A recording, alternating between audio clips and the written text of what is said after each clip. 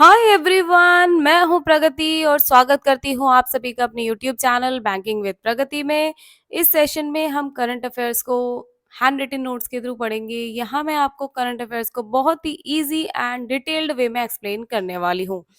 तो आज हम पढ़ेंगे 12 जनवरी 2024 का कंप्लीट करंट अफेयर्स। तो हमारी फर्स्ट न्यूज़ है इंडेक्स एंड रिपोर्ट्स। तो इसमें हमारी पहली रिपोर्ट है वो है हैनले पासपोर्ट इंडेक्स रिपोर्ट। ठीक है, हैनली की तरफ से है ये रिपोर्ट। पासपोर्ट की रैंकिंग होगी इसमें कि कौन सा पासपोर्ट स्ट्रांग है, कौन से कंट्री का पासपोर्ट स्ट्रांग नहीं है। ठीक है, तो अगर हम बात करें इंडिया की, ठीक है, तो Indian passport is the 80th most powerful passport in the world. यानी कि अगर पूरी दुनिया में अगर हम इंडियन पासपोर्ट की बात करें तो इंडिया जो है वो 80 नंबर पे आता है, बहुत ही ज्यादा पावरफुल पासपोर्ट में। ठीक है, अगर हम टॉप 5 और लास्ट कंट्रीज की बात करें तो टॉप जो 5 कंट्रीज हैं, कौन से कंट्रीज हैं जिनका पासपोर्ट बहुत ज्यादा पावरफुल है। ठीक है, तो फर्स्ट जो है रैंक वो मिली है 6 कंट्रीज को। ठीक है, इनका स्कोर है 194। और कौन से कंट्रीज को रैंक मिली है? France, Germany, Italy, Japan, Singapore, Spain. ठीक है, ये 6 कंट्रीज हैं, यहाँ का पासपोर्ट बहुत ज्यादा स्ट्रॉन्ग है, यानी कि फर्स्ट रैंक है, यानी कि most most most powerful passport है। ठीक है, सेकेंड रैंक हमारी मिली है Finland, south Korea and Sweden. ठीक है, 3 कंट्रीज हैं इसमें, इनका स्कोर है 193। थर्ड है हमारा ऑस्ट्रिया, डेनमार्क, आयरलैंड, नीदरलैंड। ठीक है, 4 कंट्रीज है यहाँ पे इनको स्कोर कितना है? 192। फोर्थ नंबर पे है हमारा Belgium, Luxembourg, Norway and Portugal, UK. 5 countries है, इनका स्कोर है 191।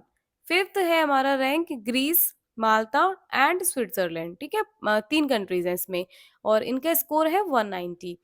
अब हम बात करते हैं कि सबसे ज्यादा वीक पासपोर्ट कौन सी कंट्री का है। ठीक है, तो अगर हम अगर हम ये बात करें कि सबसे ज्यादा वीक पासपोर्ट कहाँ का है तो वो है अफगानिस्तान का। ठीक है, अफगानिस्तान एक ऐसा कंट्री है जहाँ का पासपोर्ट सबसे वीक माना गया है according to Henley passport index 2024।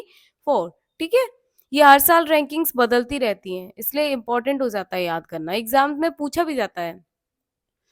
और यहाँ इसका स्कोर कितना है? 28। अब हम बात करते हैं इंडिया एंड इट्स नीवर्स। ठीक है, इंडिया और इसके नीवर्स की। तो इंडिया हमने अभी खाली और कंट्रीज की बात करी, अब हम इंडिया और उसके नीवर्स की बात करते हैं। तो चाइना, चाइना का पासपोर्ट 62 रैंक है चाइना की, यानी कि चाइना का जो पासपोर्ट है वो इंडिया के पासपोर्ट से ज्यादा पावरफुल है। राइट, यहाँ से क्लियर हो रहा है ना कि चाइना का जो पासपोर्ट है वो इंडिया के पासपोर्ट से ज्यादा पावरफुल है। ठीक है, इंडिया की 80th रैंक है। फिर है Bhutan 87 rank, Myanmar 92 rank, Sri Lanka 96 rank, Bangladesh 97 rank, Nepal 98 rank, Pakistan 101। अब अगर हम बात करें करंट बैंकिंग अवेयरनेस की, तो कर्नाटका बैंक ने टीजी ब्रदी टेक प्राइवेट लिमिटेड के साथ में टाई अप किया है। ठीक है, कर्नाटका बैंक ने डिजी ब्रदी टेक प्राइवेट लिमिटेड के साथ में टाई अप किया है to give financial services to dairy farmers. ठीक है, किसके लिए किया है? जो डेयरी फार्मर्स हैं उनको फाइनेंशियली हेल्प की जा सके। ठीक है, अब अगर हम बात करें कर्नाटका बैंक की, तो कर्नाटका बैंक का हेडक्वार्टर कहाँ है? बेंगलुरु में। ठीक है, बेंगलुरु कर्नाटका में है। टैगलाइन क्या है? Your family bank across India. और यहाँ के नॉन एग्जीक्यूटिव चेयरमैन है, पार्ट टाइम है ये, मिस्टर पी जया रामा भाट। ठीक है, मिस्टर पी जयराम भाट। ठीक है, और अगर हम बात करें एमडी एंड सीईओ की, तो वो है मिस्टर महाबलेश्वर एम एस। आप अपने नोट्स में नोट कर लीजिए। ठीक है, अगला न्यूज है हमारा NPCI, national payment corporation of India की तरफ से इन्होंने एक नया लिंक प्रोवाइड किया है। एनपीसीआई ने एक लिंक दिया है बिटवीन द यूपीआई एंड पे नाउ। ठीक है, यूपीआई हमारे यहाँ का पेमेंट इंटरफेस है इंडिया का, पेनाव कहाँ का है, सिंगापुर का। तो इनके बीच में एक लिंक दिया है इन्होंने, जो कि सबके लिए एक्सेसिबल होगा। अगर आप भीम यूज करते हैं, भीम एप्लीकेशन यूज करते हैं, चाहे आप फोन पे एप्लीकेशन यूज करते हैं, चाहे आप पेटीएम यूज करते हैं, कोई भी एप्लीकेशन अगर आप यूज करते हैं तो आपके पास इसका एक्सेस होगा। ठीक है, इसका मतलब अगर आप सिंगापुर पैसे भेजना चाहते हैं तो आप यूपीआई के थ्रू भेज सकते हैं। ठीक है, और इसमें कौन कौन सी बैंक्स इन्वॉल्व हैं, अब हम बात करते हैं कौन कौन सी बैंक्स इन्वॉल्व हैं। तो इसमें बैंक, तीन बैंक हैं, एक है हमारे एसबीआई, दूसरा एक्सिस बैंक और तीसरा है आईसीआईसीआई, जिसमें एसबीआई हमारा पब्लिक सेक्टर बैंक है, बाकी axis bank and ICICI bank private sector banks हैं। ठीक है, एम आई क्लियर। तो अगला हमारा न्यूज है नेशनल अफेयर्स। ठीक है, ministry of tourism and minister of environment forest and climate change, ठीक है, दोनों ने मिलके लॉन्च किया है fifth training programme under the Amrit Dharohar capacity scheme. ठीक है, इस स्कीम के तहत इन्होंने एक ट्रेनिंग प्रोग्राम लॉन्च किया है। ठीक है, कहाँ पर किया है, चिलिका लेक।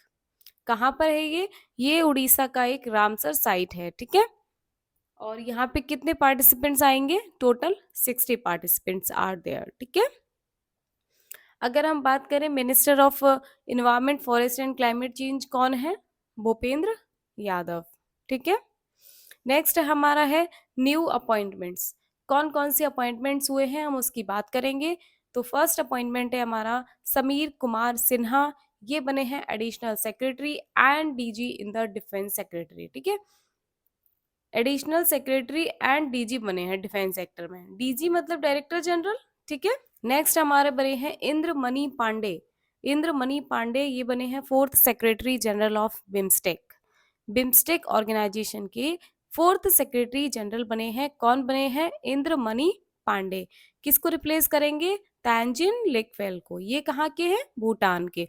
अब अगर हम बात करें बिम्स्टेक की, तो बिम्स्टेक की सबसे पहले तो full form very very important, bay of Bengal initiative for multi sectoral technical and economic cooperation. ठीक है, यहाँ से क्लियर हो रहा है, बी से मतलब बे ऑफ बंगाल है पूरा, आई से इनिशिएटिव है, एम से मल्टी सेक्टरल, टी से टेक्निकल, ई से इकोनॉमिक, सी से कॉपरेशन। ठीक है, क्लियर है ना, फुल फॉर्म याद हो जाएगी, ज्यादा टफ नहीं है। ठीक है, तो अगर हम बिम्स्टेक ऑर्गेनाइजेशन की बात करें तो ये कब बनी थी, 6 जून 1997। ठीक है, हेडक्वार्टर ढाका बांग्लादेश में है। कौन कौन से मेंबर्स हैं, कौन कौन से कंट्रीज इस बिम्स्टेक के मेंबर्स हैं, तो कौन कौन है, India, Bhutan, Bangladesh, Myanmar, Thailand, Nepal and Sri Lanka. ठीक है, अगला हमारा न्यूज है गैब्रियल अट्टल, गैब्रियल अत्तल बने हैं youngest PM of France, France के ये यंगेस्ट पीएम होंगे। ठीक है, सबसे कम उम्र के प्राइम मिनिस्टर बने हैं ये फ्रांस के। ठीक है, किसको रिप्लेस करेंगे, एलिजाबेथ बॉर्न। ठीक है, इससे पहले ये पीएम बनने से पहले गैब्रियल अत्तल एजुकेशन मिनिस्टर थे फ्रांस के। ठीक है, ये याद रखना क्योंकि पूछ सकता है कि इससे पहले इनके पास कौन सी मिनिस्ट्री थी। ठीक है, तो अगला पॉइंट है हमारा अवार्ड्स एंड ओनर्स, कौन कौन से अवार्ड्स दिए गए हैं। ठीक है, अब हम बात करते हैं CNN news 18 Indian of the year. ठीक है, अवार्ड का नाम क्या है, CNN news 18 Indian of the year का अवार्ड दिया गया है। इसका 30th एडिशन है, यानी कि 13वीं बार ये अवार्ड दिया जा रहा है, 7 कैटेगरी में दिया जा रहा है। कैटेगरी इंपॉर्टेंट हो जाती है क्योंकि एग्जामिनर क्वेश्चन पूछ लेता है which of the following category is not mentioned, is not included in CNN news 18 Indian of the year award. ठीक है, पूछ सकता है कि कौन सी कैटेगरी इनमें से नहीं है। अगर हमें ये 7 कैटेगरीज याद होंगी तो हमारे लिए बहुत ईजी हो जाएगा आंसर करना। ठीक है, तो कौन सी कैटेगरीज हैं, business, entertainment, sports, youth icon, rising sports star, social change and climate warriors. ठीक है, तो ये 7 कैटेगरीज हैं जिनमें ये अवार्ड दिया गया है। तो अब हम बात करते हैं कि कौन सी कैटेगरी में ये अवार्ड किसको दिया गया है। अगर हम बात करें इंडियन ऑफ द ईयर, ठीक है, इंडियन ऑफ द ईयर की अगर हम बात करते हैं तो ये अवार्ड किसको मिला है, शाहरुख खान, इंडियन एक्टर हैं ये, इनको मिला है इंडियन ऑफ द ईयर का अवार्ड। ठीक है, इंडियन ऑफ द ईयर अगर हम एंटरटेनमेंट फील्ड में बात करें तो ये मिला है मनी रत्नम को, ठीक है, मनी रत्नम को मिला है एंटरटेनमेंट फील्ड में। स्पोर्ट्स फील्ड में मिला है नीरज चोपड़ा को। बाकी अगर हम बात करें Indian of the year rising sports star, rising sports star कौन है? आर प्रागनंदा, चेस प्लेयर हैं ये। Indian of the year business, अगर बिजनेस सेगमेंट की बात करें तो ये मिला है दिनेश खारा जी को, ठीक है। एक है अलग से इन्होंने एक पॉइंट इंक्लूड किया है, special mention at Indian of the year 2023। किसको मिला है? ये मिला है हीरोज ऑफ उत्तरकाशी, ठीक है। आप इतना नाम याद रख लीजिए, काफी है। बाकी पूरा नाम एक बार पढ़ लेते हैं। Heroes of Uttarkashi, the workers rescued from the Silkyara tunnel, the rescuers, DG and DRF, ठीक है। तो नेक्स्ट हमारा अवार्ड है फॉर आउटस्टैंडिंग अचीवमेंट, ठीक है। तो Indian of the year 2023 outstanding achievement के लिए मिला है इसरो को, इंडियन स्पेस रिसर्च ऑर्गेनाइजेशन, ठीक है। समझ रहे हैं ना, क्लियर है ना? ओके। नेक्स्ट है हमारा रीसेंट स्टेट अफेयर्स, स्टेट की न्यूज पढ़ते हैं। Punjab, Punjab became the first state to map all the 784 accident prone areas in maps। तो पंजाब में जितने भी 784, याद रखना नंबर, नंबर याद रखना, जितने भी एरियाज हैं जहां पे एक्सीडेंट होने की संभावना ज्यादा रहती है, ठीक है, उसको इन्होंने मैपल्स पे क्लियरली मेंशन कर दिया है कि ये जो एरिया है ये एक्सीडेंट प्रोन एरिया है, तो यहाँ पे आप अपनी गाड़ी धीरे चलाइए, ठीक है। तो मैपल्स क्या है? Mappls is a navigation system which is developed by CE info systems limited, ठीक है। कौन सी कंपनी ने बनाया है? CE info systems limited, make my India का पार्ट है ये, ठीक है। अगला हमारा न्यूज है, वियतनाम का एक मैन्युफैक्चरर है, इलेक्ट्रिक कार मैन्युफैक्चर कंपनी है वी इनफास्ट, वियतनाम की कंपनी है वी इनफास्ट। इन्होंने $2 बिलियन का इन्वेस्टमेंट किया है for integrated electric vehicle manufacturing facility in Tamil Nadu में, कहाँ पे? तूतीकोरिन, क्लियर है। यानी कि जो वियतनाम की जो कंपनी है ये $2 बिलियन का इन्वेस्टमेंट करेगी तमिलनाडु में, किस लिए? हमें इलेक्ट्रिक व्हीकल्स बनाने हैं, ठीक है। इसकी कैपेसिटी कितनी होगी? ये कह रहे हैं कि कितने एनुअल कितने बन जाने चाहिए? 1.5 लाख इसकी एनुअल कैपेसिटी है, 1.5 लाख यूनिट्स, ठीक है। अगला न्यूज है हमारा बुक्स एंड ऑथर्स। तो बुक है हमारी मोदी इनर्जाइजिंग अ ग्रीन फ्यूचर, ठीक है।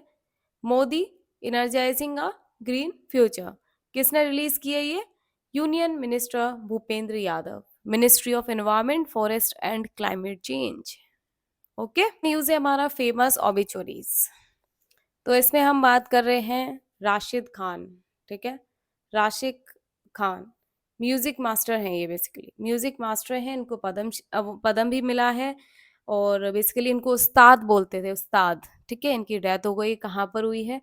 कोलकाता वेस्ट बंगाल में, ठीक है। और ये कहाँ से बिलोंग करते हैं, कहाँ के हैं? ये रामपुर के हैं।